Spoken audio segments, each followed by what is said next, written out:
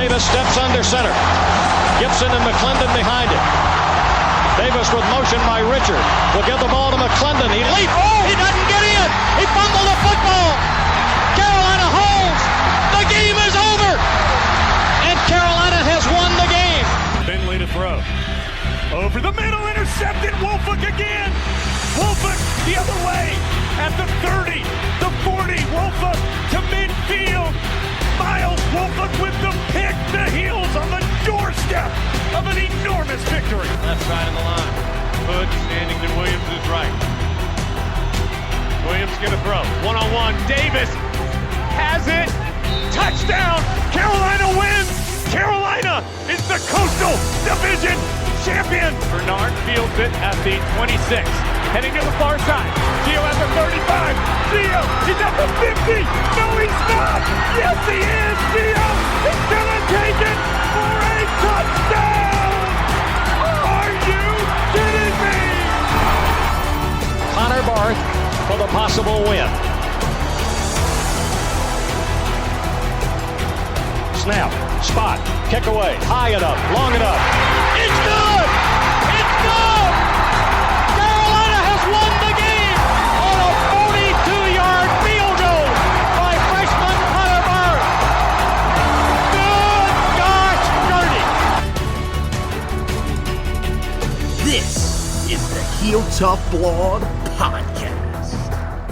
Hey guys, and welcome into another edition of the Heel Tough Blog Podcast. It is Anthony back with you, and we are going to be doing some interviews with some former players as we try to get through life in the quarantine state that we are in right now. And we'll start by welcoming in a guy that I have the pleasure of knowing even before he got to Carolina. He went to my high school, Union Academy High School, and then was actually at the same college as me. We actually had a class together back at SPCC. It's Antonio James, the former walk-on running back who is with us. And hey, buddy, how you been taking care of yourself during these times? I know this is just a very weird era that we're living here in 2020 with all the COVID-19 stuff, but hope you and your family are doing well through this difficult time.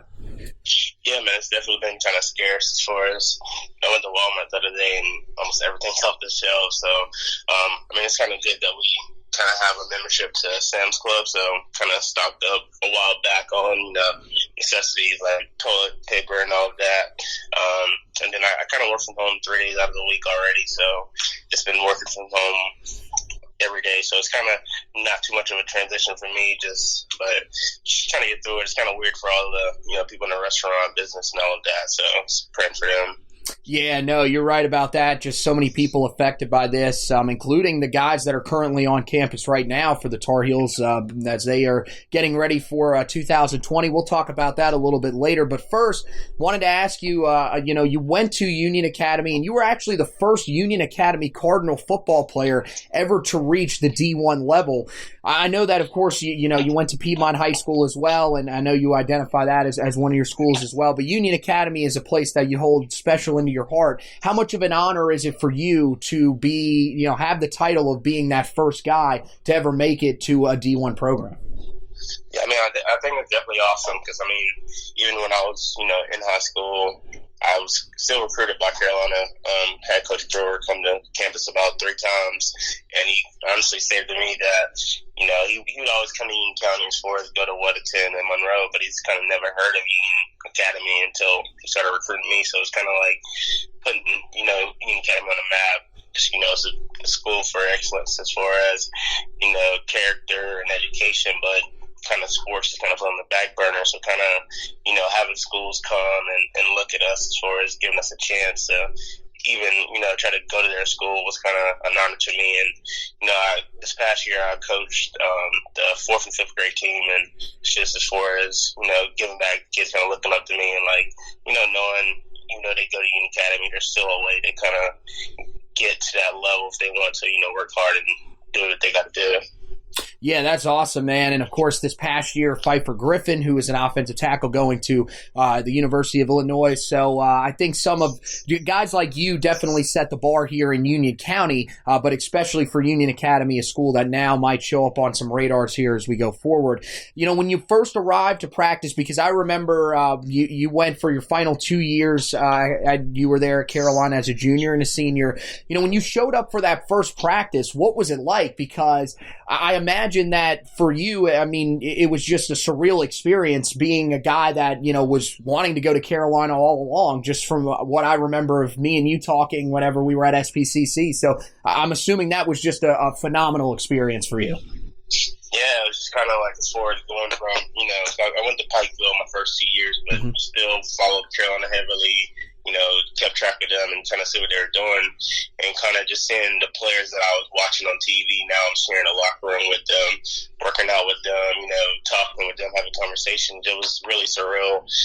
But, you know, I had to, you know, realize, you know, I'm there to, you know, try to do what I got to do as well. So it's kind of like, you know, star-studded, you know, since guys like Switzer, Mitch, and Matt Collins and all of that. But it was like, man, I came here to work too. So it's kind of one of those, you know, I'm around all of this, you know, excellent as far as football people. So it's kind of like getting to talk to them and see how they got where they were and stuff like that.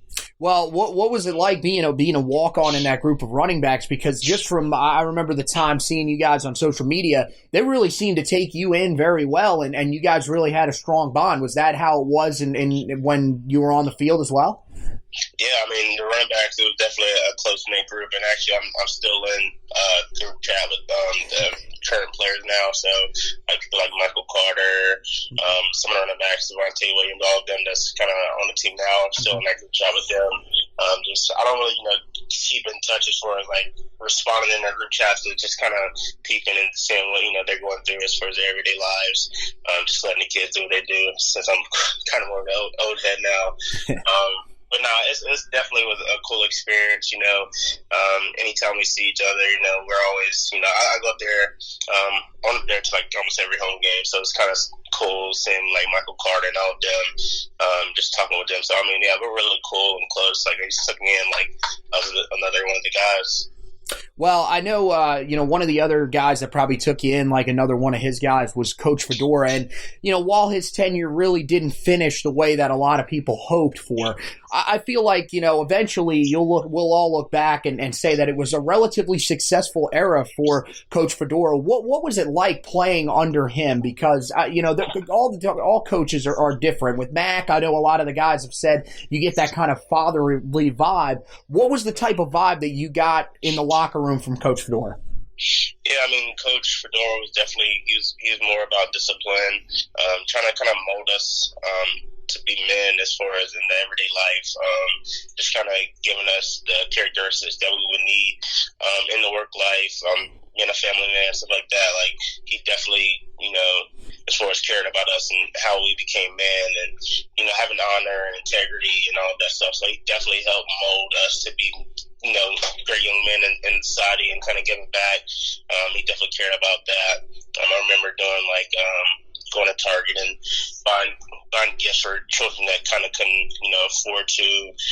We're very big on the McDonald's Playhouse, so he cared about like us as humans as far as being men and giving back to our community and being, you know, a positive person to look up to in the community. Well, that's great to hear, and you know, we definitely, a lot of us who have been around, you know, the program for a while now, definitely respect Coach Fedora. One of the other guys that was a big part of those Tar Heel teams while you were on campus, and a guy that, you know, I think right now with where he's at in the NFL, maybe some people have kind of forgotten his legacy, but Mitch Trubisky was just a fantastic quarterback in his 1 year as the starter at Carolina. You had a chance to play on that team with him.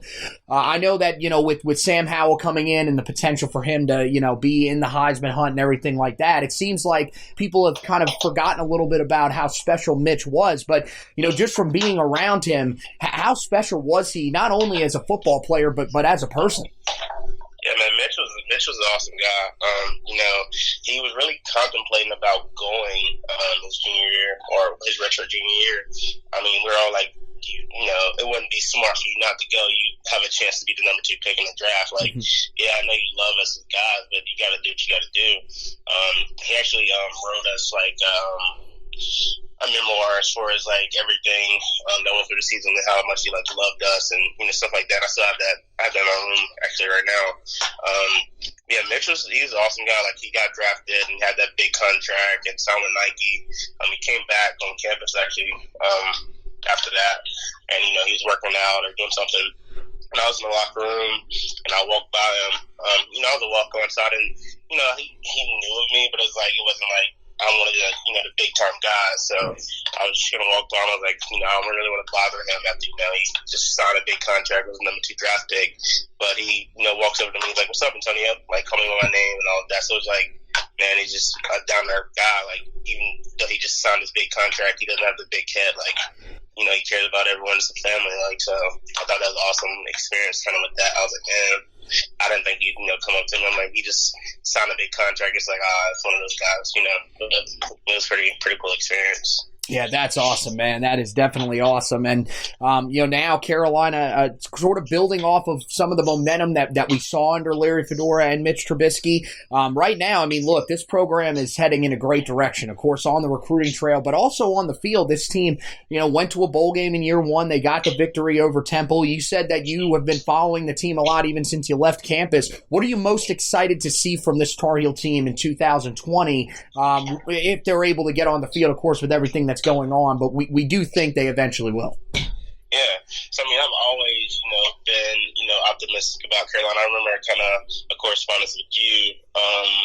It was the year after I graduated, and they were going to play Cal that year. At the beginning of the season, I thought they were going to be at Cal, and you're kind of like, what do you project as far as our, record? And I was like, man, honestly, with the talent, I just know the talent we had, like guys like Daz was a sophomore at the time. We had Anthony Ratliff-Williams. It was just a guy that I just knew. I'm like, man, I know the talent they have on that team. They might be young, but I see what they do every day in practice. Like, these guys are like, I might be biased. I'm like, they're some of the most athletic guys I've ever seen.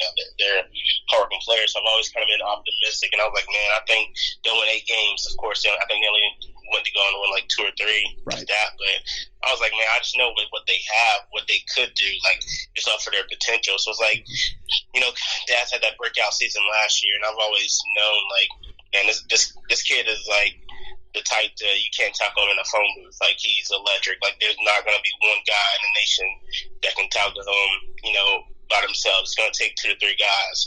It's going to take, they're going to miss like 2 to 3 times. The guy's electric.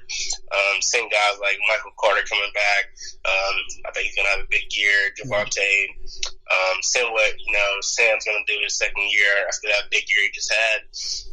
Kind of got like Bo, when I was there, Bo was kind of, a big name, but it kind of got lost with, the other receivers, but Bo's a big time receiver as well. And Downey Brown, kind of seeing what he's kind of going to do as far as his second year. Well, not second year, but third year, kind of breaking out with the speed he has and kind of the height.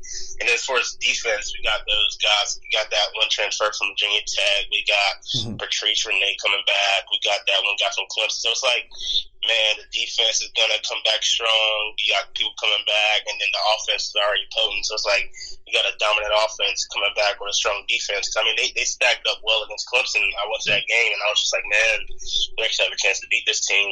And it's like we were kind of holding our own on defense. My boy Chaz, that's my boy, but him just coming back as far as playing that linebacker position, flying all over the field. I just kind of know with him, man, whatever he kind of puts his mind to and does, like he's a hard worker. That's just always how he's been. Like he's one of the guys I'm really close with, but he's a stud, man. So just kind of seeing what that team's doing on the defensive side is going to be kind of exciting. All the people they got coming back and the transfers coming in and stuff like that. Yeah, no, I'm extremely excited for the 2020 season, and I assume right now we're just hoping that if we do everything we need to, we'll be able to get back on the field and play it. But yeah, we're expecting just a ton of stuff. I mean, this podcast here, we've already started the Slinging Sammy for Heisman campaign, so we are very, very excited about this year. But so I'll let you get out of here on this. I know, one of the other things that I'm going to be doing with a lot of these guys is kind of showing where everybody is now, because a lot of these guys, you see the guys that make it to the NFL, even maybe the XFL and everything like that. But for the guys that have gone, away from the football field, you're still doing a little coaching, as you told us. But what else are you doing to keep your time, keep yourself busy right now, and where are you working at, and how's life treating you? Yeah, so before all of this, the virus going around, I was, trying to find something to replace football. Like, there's nothing where you're losing 4 to 5 pounds after a workout that can kind of compare to football practice and stuff like that. So, I kind of picked up on boxing. I have a boxing ring in my neighborhood I go to called Title Boxing. So I go there about 2 to 3 times a week to just, stay fit. I actually kind of took a break from lifting because I'm not trying to walk around like I'm Hulk Hogan. But I started lifting again about last week, just kind of get the tone back. Go play basketball every day at the Dowd Y in Uptown. And I work at Lincoln Financial. It's over in Valentine. So I handle disability claims for people. So I've definitely been getting a lot of cases now with the whole virus going around, people going out.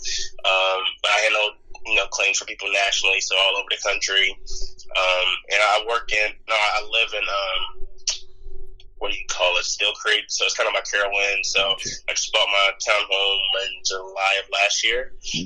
So just got a townhome, just kind of get used to this adult life as far as paying bills and all of that. But I'm just trying to stay active while I'm working 9 to 5, and just trying to stay in shape. I do like to play flag football, play in rec leagues as far as basketball. So I still kind of stay in touch with football, but I'm not going out there and doing ladder drills and stuff like that. But just staying active as far as boxing, playing basketball, and coaching kids and watching my little brother. He's 7. He plays basketball almost year round and plays soccer. So it's kind of nice to get to watch him play and grow up and stuff like that. Playing with other kids and stuff. So it's been my new life. Oh, yeah. No, that's awesome, man. And great catching up with you, man. I know we haven't had as much contact lately, but always one of those friendly faces that I love to see. And so glad that you're staying up with Carolina football and even staying working in football as well, because I know just from being around you and even being around your dad, both of you guys really love the game, and that's great to see. So, hey, man, just to take care during these times. I know it's definitely tough, but I think we'll be back here in 2020 on the football field. I'm not too concerned about that, and I'm glad to be able to talk to you again. Hopefully we can talk down the line sometime. Yeah, thanks for having me, and you stay safe as well. All right, man. All right. All right, so that was Antonio James, the former walk-on running back, stopping by here with us on the Heel Tough Blog podcast. Great to hear from him again, a guy that I made a nice, close relationship with through a fellow friend as well, and so glad to hear that he's doing all right. And this is just part of a group of interviews that we're going to be doing. We got a lot of other former players that are going to be coming on the podcast here and talking to us here during this little bit of downtime that was supposed to be for spring practice. Unfortunately, the ACC has canceled all spring activities for now. The NCAA actually canceling a lot of things as well. College World Series officially canceled. So pretty much the NCAA is going to look towards the fall sports as when they are hoping to restart. Carolina would have to wait probably until August unless they're going to implement some earlier period where the team is able to work out to start getting prepared for the 2020 season. But of course, this is the same situation that everybody is in. We are in an extremely tough time right now. But, here we just encourage you to listen to what everybody's telling you. If they ask you to social distance, because that's going to get you closer to getting the games that you love back. Because, we're all struggling through these times. Believe me, it's extremely hard. But, of course, having some recruiting and some stuff to talk about always helps. So head to the website, HeelToughBlog.com. That's where you can check out the articles and the podcast if you want to go back and listen to it. Of course, we have an edition of the podcast that's up right now that you can go and check out with me and Zach Hubbard. We are going to, we are looking back at some of the commitments in the 2021 class that have happened recently. And Carolina is just on a tear on the recruiting trail. So make sure you guys go back and give that a listen. That's a great edition of the podcast.